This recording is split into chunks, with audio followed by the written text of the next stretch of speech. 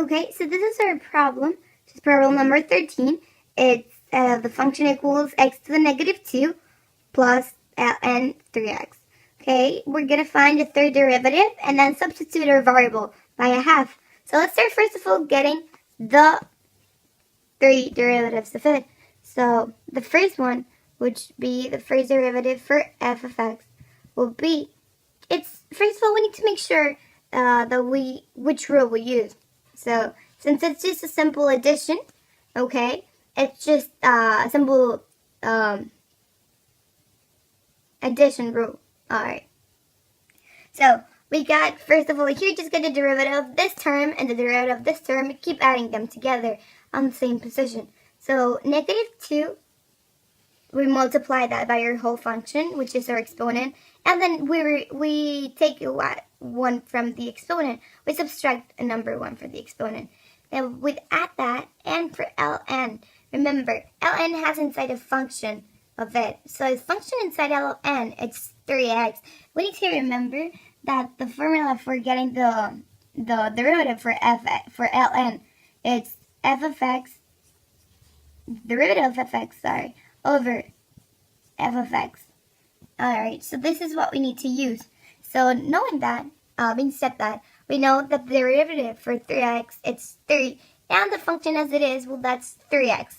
Okay, so this is our derivative for ln 3x, and we know we cancel this one out, and let's grab it again, our whole result. So the derivative of the function was negative 2x to the negative 3.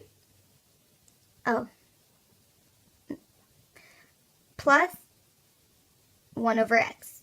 Okay, so this was the result for a first derivative. Now we're missing 2 more derivatives.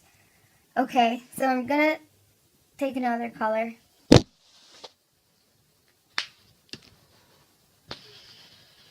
Here it is. So let's go ahead and do our second derivative. So our second derivative of f of x equals, it's negative 2 times negative 3, which we did just the same as we did before. We multiplied, okay, we multiplied the exponent in here to our whole function, and we subtract, in this case our exponent is negative 3, we're going to subtract 1. So it's negative 3 minus 1, okay, and we're going to take it here, the second one. So plus, since it's still an additional function, we need to just take the derivative of each term and keep adding them. So in this case, we have our 1 over x. In this one, I mean, we need to do a quotient rule to get its derivative. Okay, it might be long, but it's quite simple. The only thing we need to do is, first of all, multiply g of x, if we remember the rule, which was g of x times the derivative of f of x minus f of x times the derivative of g of x. All of it over g of x. I'm sorry, without the derivative, just g of x squared. Okay, so being said that, we know in here that first of all g of x, well, that's just as it is, so it's an x. Then times its derivative of f of x, and it's 0 because it's the 1. Then we need to subtract it to f of x as it is, which is the 1, and the derivative of g of x, which is 1 also. All of it over g of x, which is x, to the second exponent. Alright, and if we simplify all of this, we cancel x times 0, well, that's a 0, and 1 times 1, that will be negative 1 over x squared. That's our derivative for 1 over x. So what we result in here was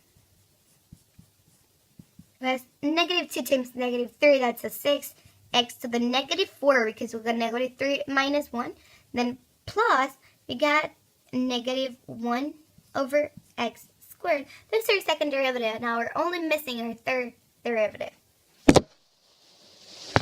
Okay, so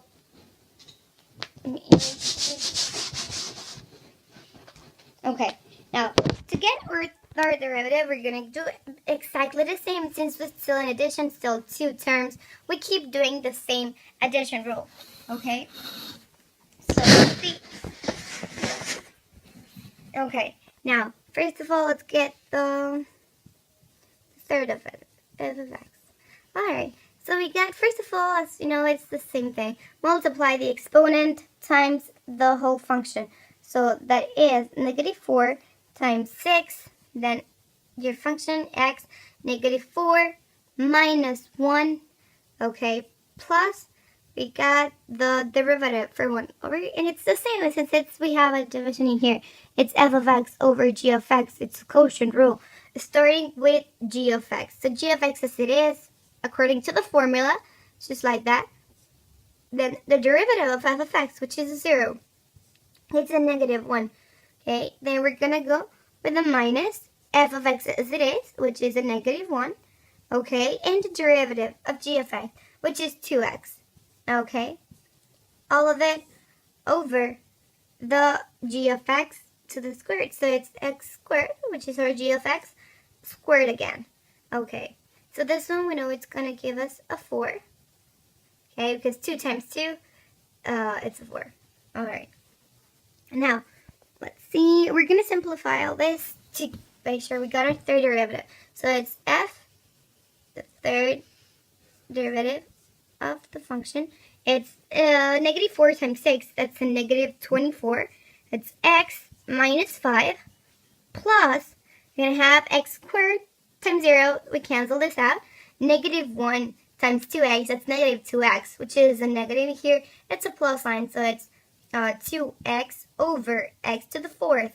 Okay, and this one here will be our third derivative. Alright, and here we have x. Okay. Now, let's go ahead and substitute it via the 1/2.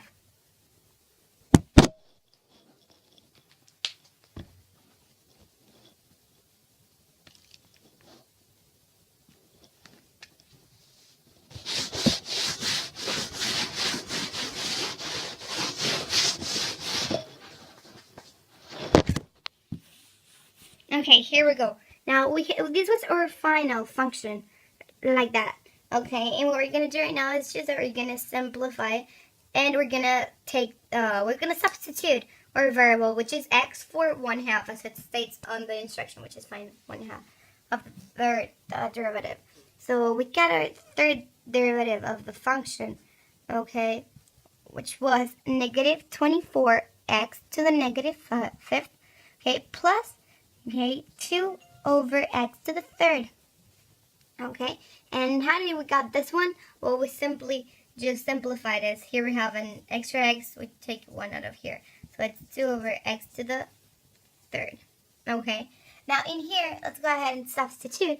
So it's the same as if we got negative 24 to the 1/2 to the negative 5th plus 2 over 1/2 to the 3rd. Okay, so now we're finding out when we're substituting our variable. So first of all, we get 1/2 to the negative 5th power, so that it's the same as a 32. Okay, so we got negative 24 times 32, and then we have in here plus 2 over 1/2 to the 3rd, and 1/2 to the 3rd, it's the same, okay, as 1/8. Alright, now let's keep simplifying. Now here we got negative 24 times 32, okay, times 24, yeah, negative 24 times 32, and that's negative 768, plus, okay, this one, which would be, to simplify it in here, will be 2 over 1, okay, 1 over 8, so it's like this. So we left here stating that negative 768 plus 16, so that it's quite simple. So the only thing we need to do in here is go ahead and perform that operation to get our final answer. Okay, so how much? It's 468 plus 16. That's the same at negative 752. So our final answer, so f 3 to the 1/2, it is negative 752. And this is our final answer.